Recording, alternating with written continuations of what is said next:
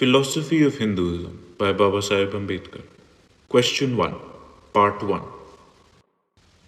Manu recognizes slavery, but he confined it to the Shudras. Only Shudras could be made slaves of the three higher classes, but the higher classes could not be the slaves of the Shudra. But evidently, practice differed from the law of Manu, and not only Shudras happened to become slaves, but members of the other three classes also became slaves. When this was discovered to be the case, a new rule was enacted by the successor of Manu, namely Narada. This new rule of Narada runs as follows. 539.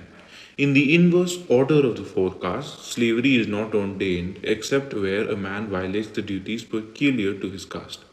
Slavery, in that respect, is analogous to the condition of a wife. Recognition of slavery was bad enough, but if the rule of slavery had been left free to take its own course, it would have had at least one beneficial effect. It would have been a leveling force. The foundation of caste would have been destroyed. For under it, a Brahmin might have become the slave of an untouchable, and the untouchable would have become the master of a Brahmin.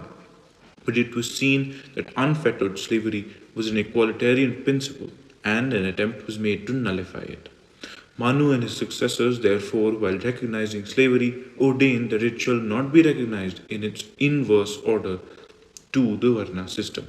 That means that a Brahmin may become the slave of another Brahmin, but he shall not be the slave of a person of another Varna, that is, of the Kshatriya, Vaishya, Shudra or Atishudra.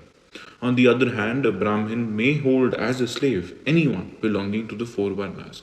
A Kshatriya can have a Kshatriya, Vaishya, Shudra and Atishudra as his slaves, but not one who is a Brahmin.